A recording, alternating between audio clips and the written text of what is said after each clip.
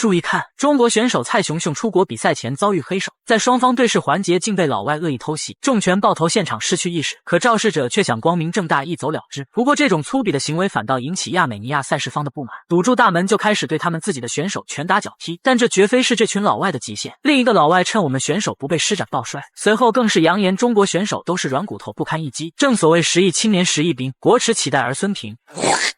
嚣张的日本选手赛前吐了杨建平一脸，引得现场中国观众慷慨激昂。众所周知，杨建平对日本选手杀伐果断，甚至被日本赛事方永久禁赛。杨建平之所以在被吐口水后没有据理力争，是因为他更明白擂台决斗的合理合法性，当即和对手签下生死状进行比赛。眼前登场的就是日本武士团，4个人轮番挑战杨建平。首先登场的就是日本空手道冠军孤山信，结果还没嘚瑟多久就被杨建平掰断脖子，至今生死不明。直接过胸摔，好，然后我们现在在上位过胸摔，但是顾山信拳，好，又是顾山信解脱了。顾山信呢也是名不虚传，是乌兰巴托的巴西柔术公开赛的冠军，是长期在海外征战。好，现在准备在。又被压平了，又再一轮的地面砸击。杨建平后背骑乘犹如武松打虎，随后更是拳脚如雨狂暴输出，嚣张的行为加上日本选手的身份，在杨建平看来，简直是一张通往阎罗殿的入场券。密不透风的地面锁技强悍至极，反观孤山信只能双手抱头，匆忙招架，怕是想逃跑也没有机会了。孤山信在防这个十字步，再次站立上位，成旗，好，可以用杨建平，好，这个家伙翻转龟缩防守。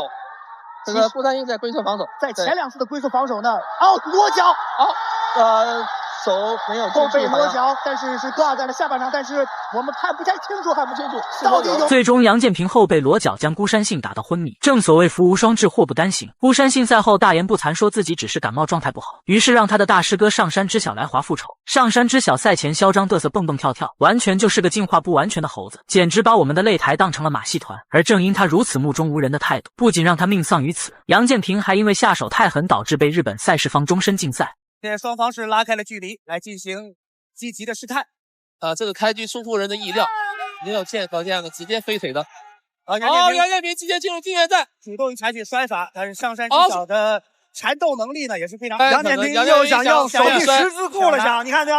这个时候呢，杨建平拿到了一个非常好的把位，起来了，哇！这个小断头，有希望，有了，还是没有希望。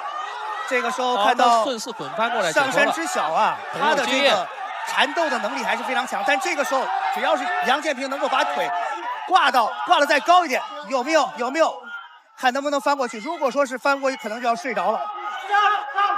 比赛结束了。如果说一个爽字不足以形容心中的喜悦，那么爽上加爽一定是最贴切的形容。现场10多个医务人员都没能把上山知晓抢救过来，足以见得中国勇士的硬实力。眼前的外国女拳王不仅实力强劲，更是胆敢在媒体前嘲讽张伟丽，扬言比赛中要一屁股把张伟丽坐在身下，并且当着中国观众的面把张伟丽给打死。此人之前可是说到做到，和他叫板的对手被重拳打到满脸开花。不过碰见张伟丽就像是碰见了阎王爷，伟丽一开局就用巴掌扇向对手的脸颊。停脚，打，对，再打，摔。你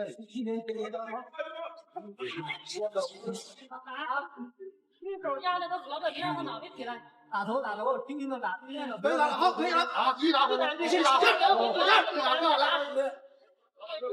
内出来了，再打，连续打。好的，等会看看你们脚下。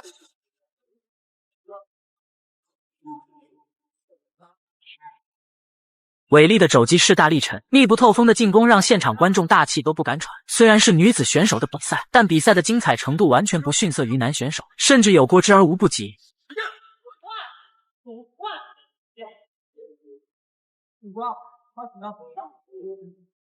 欢迎安保啊！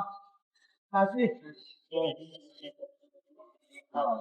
，30秒，走了，再走，后走，再走，有了。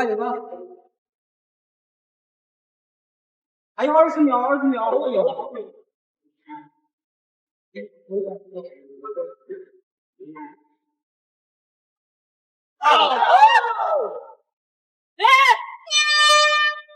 最终伟丽后背裸脚赢得了这场比赛，完全就是碾压之姿不可撼动。我不和他打技术，会打命。这是一场刘文博对阵美国选手的比赛。刘文博赛前对美国友好问候，应该是在问候对方的18代祖宗。比赛开始后，美国选手也毫无保留，不过很快就被抓到破绽，直接 KO。Wow. Using that power, very strong man. And he's starting to rain down the counter punishment on Shannon Rich. Shannon's taking some punishment. Where did this He's come not from? defending. Will he Where did this stand? come from? He's not reacting. Has a count. It's right It's gonna there. be stopped. And he's stopping the Wow. fight. Incredible! How the hell did this happen? Shannon was totally in control. What a 比赛果真是酣畅淋漓，这位赛前嚣张的美国选手是有些实力的，不过相信没有人能承受中国硬汉的怒火，这就是绝对的中国力量。嚣张的日本选手扔水瓶砸向中国选手王涛，王涛当即暴怒，要求和对手来一场生死对决，最终只有 KO 对手才能结束比赛。比赛中不管使用自由搏击技巧、综合格斗技巧，甚至泰拳都可以。日本选手在比赛中一如既往的狂妄，殊不知中国硬汉王涛等的就是此刻。 Let's see, he's going to start raining down some big shots, I'm sure. Mark's going to try and pass guard there. Shinchan not letting that happen at all. Mark throwing in heavy left bombs. Now in Shinchan's guard. Wow. He's just trying to avoid the damage. That seems to be where he's just, but I'm surprised we haven't gotten a stand-up at this point. Mark Alvarado, now he's starting to let go of the ground and pound. There's some blood. There is some damage. Someone's damaged. Elbow's been trying in. Mark's going to tell him to continue working. 他的拳头瞬间化身成为机关枪，一番扫射打得日本选手血肉模糊。 Now he's very happy doing ground and pound. He was getting, not to say lit up on the feet, but definitely she had the advantage on the feet.